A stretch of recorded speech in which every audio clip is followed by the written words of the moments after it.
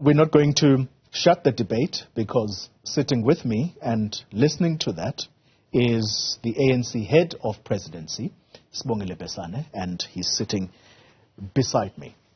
Mr. Besani, thank you very much for your time.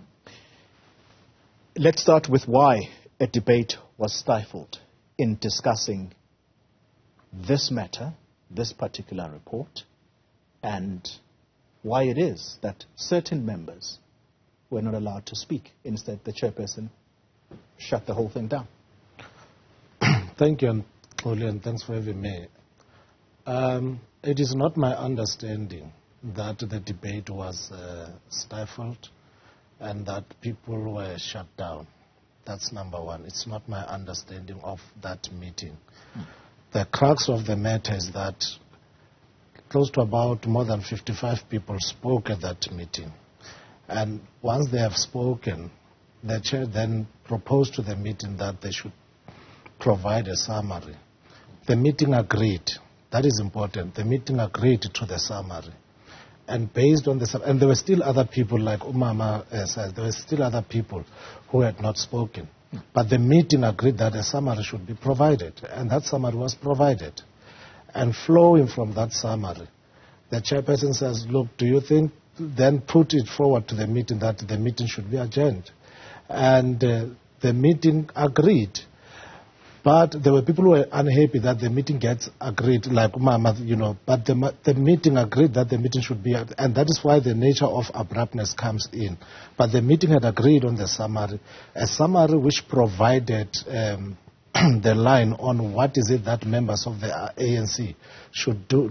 Were there any objections as to the summary of the line of march? No, there were no objection to the summary of the line of march. The issue was that there were people who still wanted to talk, even if the meeting had agreed on the summary.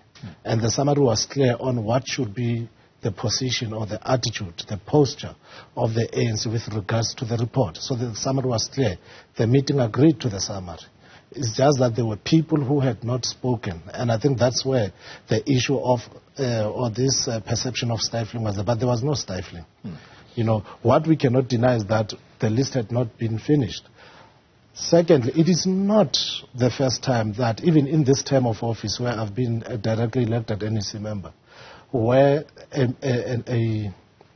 conclusion on the matter could be arrived at without the list of speakers had been finished. It wasn't the first time. Yes. Are the members who decided to go against the party line, is there going to be any disciplinary measures taken against them? Look, in my view is that if there is a party line and you act against it, those are inclinations of ill discipline. We have history to that. In Tlok, where there are people who voted against the party line, they were fired. In Maluta Phofu, there are people who voted against the party line. They were fired.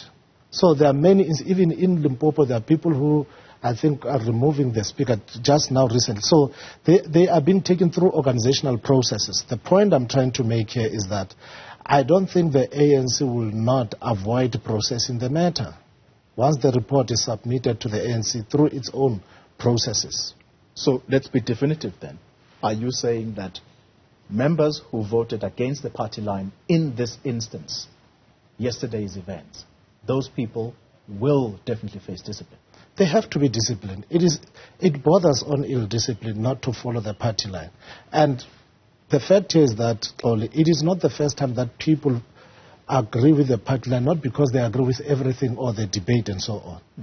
The ANC has got to, the new incoming NEC has got to process this matter. If you can expel 16 councillors in Maluta Phofu, expel councillors in Tlokwe, why would you apply different rules? So the issue is that the ANC has got to go, the members who do not obey the party line must be taken through the process. And on the merits of their presentation, the ANC must take a decision. There's no way that it can be left unattended. It would be inconsistency of the worst form ever. Well, I'm glad you used that word, because that's the word that was used by Dr. Nkosazana Zuma just moments ago, who says this has happened before, where people voted with their conscience. Yes. And who was disciplined?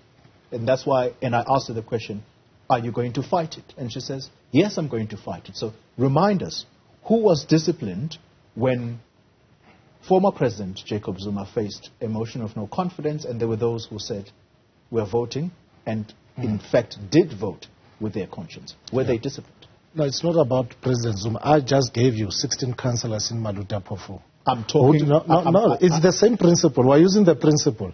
I'm going to come to that. Okay. I'm giving you a clear-cut scenario where, and there are many instances where people had been disciplined. And of course, there are areas like these ones where people would not, would not vote the party line, and things had not happened. So two wrongs don't make a right. So it can never be condoned. All right, so what you're saying is that those who voted with their conscience against former President Zuma, that was wrong, but we'll let sleeping dogs lie. But in this instance, we're not going to allow for this behavior to continue. In fact, that is not lying. The sleeping dogs are not lying on the matter. In fact, in the NEC, there's a matter that keeps coming about an NEC member who had voted or had come to some kind of an agreement with the opposition, yes. Let's talk about his name, because that name is well known. It's Comrade Derrick, yes. That matter is it's not like it's left there. It is raised every time. And that is why, in the context of renewal, we cannot allow such matters to be left unattended.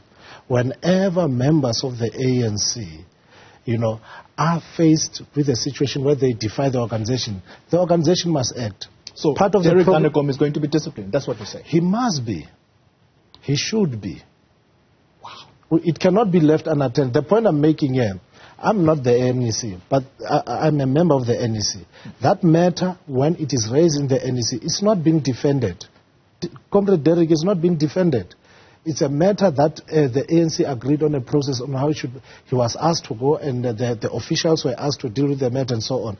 The officials never came back to that. The point we're making here is that members of the ANC, if we seriously want to renew the ANC, matters where the party line or the decision of the organization are undermined in whatever form, they cannot be left unattended. Let's conclude the conversation around the other discussion that is ongoing. And that is that what happened in Parliament is a blight on a president who came in on a ticket that says, I want to renew the ANC, but this is going to extend beyond ANC, and it is going to get into government, because that's where this party leads. And is the president, or can the president, speak publicly with any measure of credibility on issues of corruption, whether it be money laundering or upholding the rule of law? Yes, I think the president can speak with authority on that. Number one, this matter of Phala, the president has demonstrated and has indicated in many ways that he's not dodging that.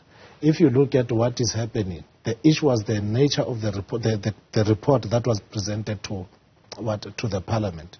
And you see, one of the arguments is that because the Parliament started the process, therefore the report was supposed to just be agreed to. No, it's not. Parliament started the process, and the process has been respected fully. But if a report that is presented before the Parliament is a report that is that does not pass the test of that Parliament, then Parliament cannot be accused, especially the ANC cannot be accused of reneging on the process is started. No, it cannot be accused of that. It is twisted logic. You can start a process, but if it produces a report you don't agree with, you have a right to really pronounce against that report. Now, the President has said, look, I'm going to cooperate with, and he has even cooperated with the panel. But he's got issues with that particular report. And as the NEC said, look, if you have issues with this, the report of the panel, he said, I'm going to review it. He said, no, go, review it. That is not dodging accountability.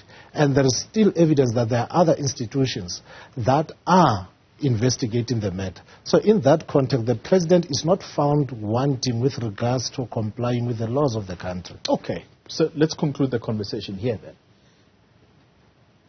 Unfortunately, we can't speak about the legal matters or other processes that are ongoing as it pertains to law enforcement agencies.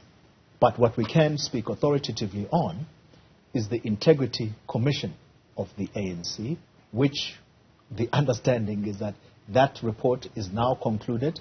It's simply that it wasn't tabled at the previous NEC meeting, but it is now going to be discussed at conference. If that report says there are issues around you, Mr. President, and it is impacting on the image of the party, respect that and step aside. Is the President willing to respect the Integrity Commission's view or recommendations?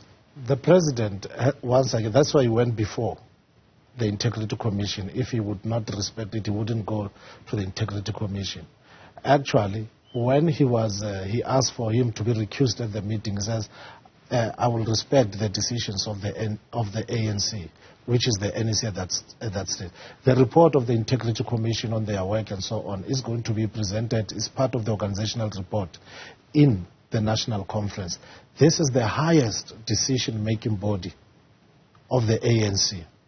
And it is, in other words, it is that highest decision-making. There's no way that anybody can act, in defiance of that body, especially when conferences. So President will have to respect the decision of the structures of the organization now.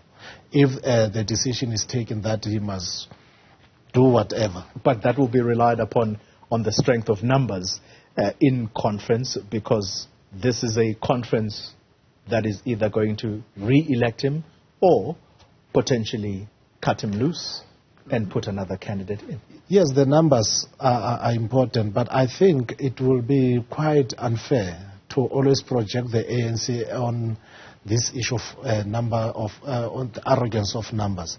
In the ANC, like Nkosazana has said, matters get discussed, gets debated, and I don't think it's it's a decision. ANC does not arrive at decision with that ease. It's robust. It's rigor, so obviously there will be discussions.